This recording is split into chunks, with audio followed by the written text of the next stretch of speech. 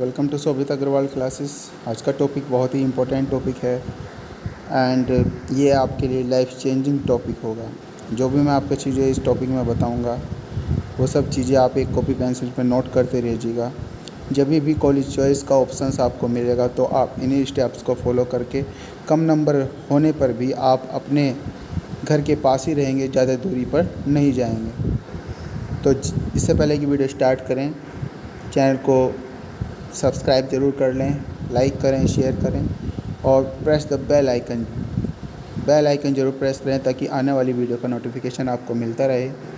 देखिए, इंट्रोडक्शन। शोभित Agarwal second highest return इन TGT 2016 और 19 rank मेरा था पीजीटी इंग्लिश 2016 में और सिलेक्टेड टीजीटी 2013 में। तो मैं अपने घर के ही पास हूँ। पीजीटी इंग्लिश में सिर्फ हमारे आसपास में 2 ज़िलों में मुजफ्फरनगर सामने में सिर्फ एक ही सीट खाली थी, तो मैंने इसी तरीके से अपना कॉलेज चॉइस किया था कि मुझे घर के पास मिल गया था। तो आई होप कि आपको ये वीडियो अच्छी लगी। तो अपना स्टार्ट करते हैं अपना टॉपिक। तो सबसे पहले जो हम बात करेंगे वो बात करेंगे टीजीटी की। सबसे पहले बात करेंगे हम टीजीटी की। भले ही आप टीजीटी से रिलेटेड हो, पीजीटी से रिलेटेड हो, क्योंकि पीजीटी और टीजीटी में कॉलेज चॉइस में ज़्यादा कुछ डिफरेंस होगा नहीं, सिर्फ थोड़ा सा प्रोसेस में डिफरेंस हो सकता है। तो सबसे पहले हम बात कर रहे हैं टीजीटी में किस तरह कॉलेज चॉइस होंगे। अब से पहले क्या होता था कि टीजीटी में इंटरव्यू होता था, तो इंटरव्यू लेटर जब हम निकालते थे उसी के समय 5 चॉइस हमें भरनी होती थी। लेकिन अब चेंज कर दिया है टीजीटी में। अब इंटरव्यू तो रहा नहीं, अब रिज़ल्ट आएगा। अब ध्यान रखना, अब आएगा रिज़ल्ट आएगा पैनल के में, और उसमें सिर्फ अभी आएगा कि किन किन कैंडिडेट का सिलेक्शन हुआ है। तो उसके साथ एक विज्ञप्ति भी आएगी। सबसे पहले रिवाइज आंसर की और रिज़ल्ट आएगा, फिर उसके बाद एक विज्ञप्ति भी आएगी कॉलेज चॉइस से रिलेटेड। कॉलेज चॉइस आपके 2 मेथड हैं बोर्ड के पास, या तो ऑफलाइन या ऑनलाइन। अब मेरे हिसाब से तो ऑनलाइन ही कॉलेज चॉइस होने की ज़्यादा संभावना है, लेकिन अगर डॉक्यूमेंट वेरिफिकेशन की कुछ ऐसी बात है उनके अंदर तो वे आपको ऑफलाइन भी आपसे कॉलेज चॉइस करा सकते हैं। लेकिन मोस्टली 90% जो चांस है वो ऑनलाइन के ही रहेंगे। तो सबसे पहले ध्यान रखना, जो जनरल के जो कैंडिडेट हैं और जो ओबीसी एससी के कैंडिडेट हैं, जब सबसे पहले कॉलेज चॉइस का जब आपको मिलता है ऑप्शन, तो जनरल और ओबीसी के जो कैंडिडेट हैं उनके अपने ही कॉलेज उनके सामने उनके लिए खुलते हैं। मतलब जनरल के कैंडिडेट सिर्फ जनरल के भर पाते हैं, ओबीसी के और फिर एससी के कॉलेज भर पाते हैं। लेकिन चूँकि रिज़ल्ट अब पहले ही आ जाएगा तो इसमें ओवरलैप जो हैं ओबीसी के कैंडिडेट वे ऑलरेडी कर चुके रहेंगे। तो आपको ओबीसी वालों के लिए ध्यान रखना, जो ओबीसी का कैंडिडेट जनरल में चला जाएगा, ओबीसी का कैंडिडेट जो जनरल में चला जाएगा, तो वो जो अपने ऑप्शंस रहेंगे वो ओबीसी के नहीं भर पाएगा, वो सिर्फ जनरल के ही ऑप्शंस अपने भर पाएगा। इस तरह एससी के साथ है, एससी का कैंडिडेट अगर जनरल में चला गया तो वो अपना जनरल के ही कॉलेज भर पाएगा। देखिए, जब आपके पास ऑप्शंस मिलते हैं, यहाँ पे बहुत सारे कैंडिडेट कहते थे कि 5 कॉलेज भरने होते हैं या 5 ज़िले। ध्यान रखना, 5 कॉलेज को ही यहाँ पर भरना होता है। ये सबसे अच्छी बात लगती है, ज़िले की अपेक्षा यहाँ पर कॉलेज को प्रेफरेंस किया जाता है। तो आप 5 कॉलेज अपना भर सकते हैं। अब मैं मेथड बता रहा हूँ कि कॉलेज की, देखिए जो रिज़ल्ट होता है उसमें लगभग 3 कैटेगरी होती हैं। एक तो टॉपर्स होते हैं, टॉपर्स लगभग टॉप 10 या टॉप 20 को मान लेते हैं। फिर उसके बाद टॉपर्स के बाद जिसकी मेरिट अच्छी होती है, कुछ ऐसे कैंडिडेट होते हैं जो टॉप 100 के अराउंड होते हैं। कुछ कैंडिडेट ऐसे होते हैं जो मिडिल में होते हैं, और कुछ होते हैं जो बिल्कुल बॉर्डर लाइन, बिल्कुल लास्ट में होते हैं। तो लास्ट वालों को भी अपने घर का कॉलेज मिला हुआ है। हमारे एक फ्रेंड हैं, बिल्कुल उनका लगभग, इनकी जो रैंक थी लगभग 400 के करीब थी, और उनका चॉइस का ही कॉलेज मिला है और अपने घर के ही पास मिला है। तो आपको भी ऐसा कॉलेज मिल सकता है, बस अर्थ है कि आप थोड़ा स्मार्टली इन चीज़ों को यूज़ करें। तो 3 तरह के जो मैंने आपको बताए हैं, जो टॉपर्स और फिर अच्छी रैंक के और फिर उसके बाद मिडिल और फिर लो के रैंक के होते हैं।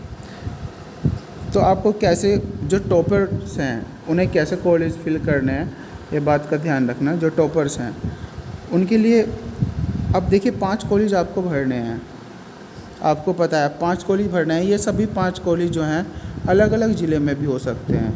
और देखिए आपका जो ज़िला है वो हो सकता है कि आपके घर के पास 2 से 3 ज़िले आपके पड़ते हों, यही बात रखना।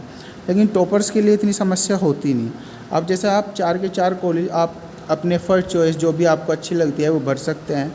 लेकिन जो एक कॉलेज है, ध्यान रखना, एक जो चॉइस है आपको एक अपने पास का जो ज़िला है वहाँ पर भर लेना, और फिर वहाँ पर भी इंटीरियर में भर लेना, ताकि इससे क्या होगा कि उसमें कोई भी फाइट नहीं कर पाएगा ऐसे कॉलेज में। और आप अगर आपने 5 ऑप्शंस अपने सिटी के भर लिए और आपकी रैंक है 5th और चौथी रैंक वाले ने भी वो सिटी में से एक स्कूल भर लिया, तो आपकी 5 की 5,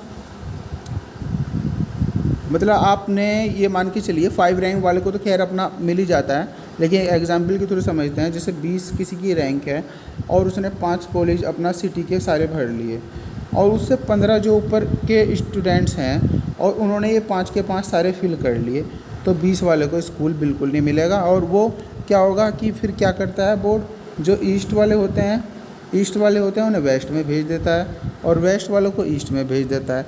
तो इस तरीके की विसंगति से बचने के लिए टॉपर्स को भी अपना एक कॉलेज जो है वो सेव करके रखना चाहिए।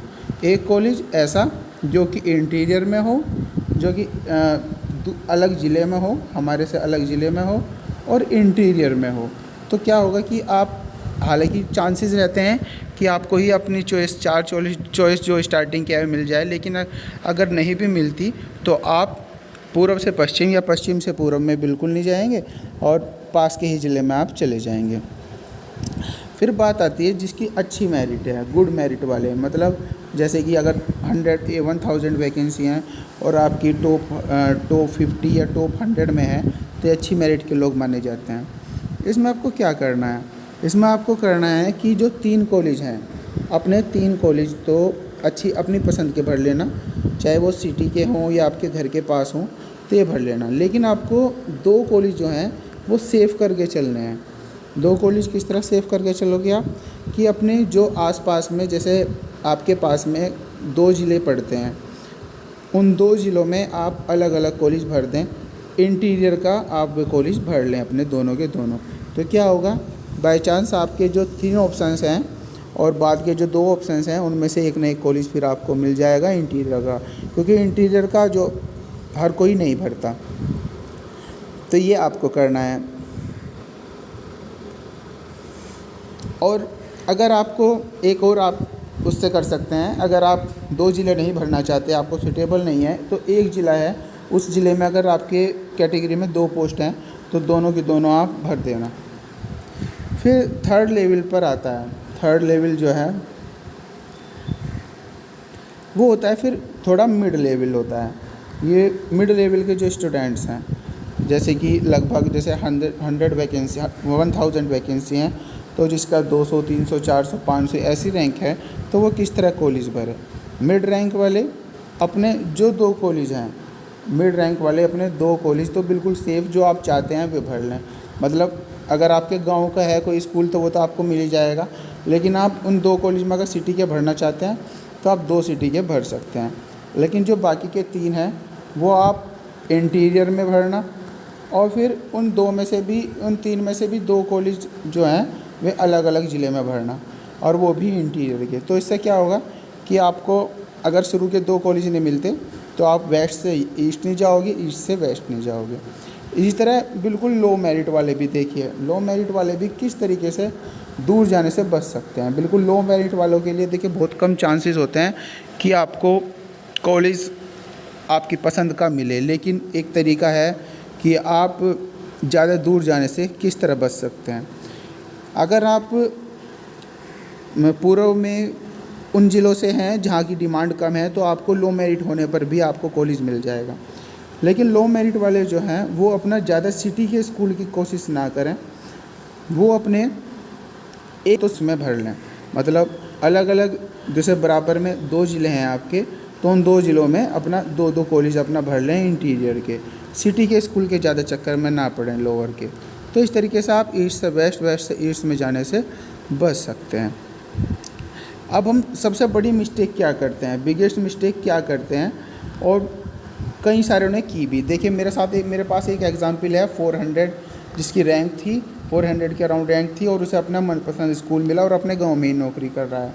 और एक मेरे पास एग्जाम्पल ऐसा है जिसकी 60 रैंक थी और उसे वो बिजनौर के करीब होने के बावजूद भी लगभग सिद्धार्थनगर उसे कॉलेज मिला था।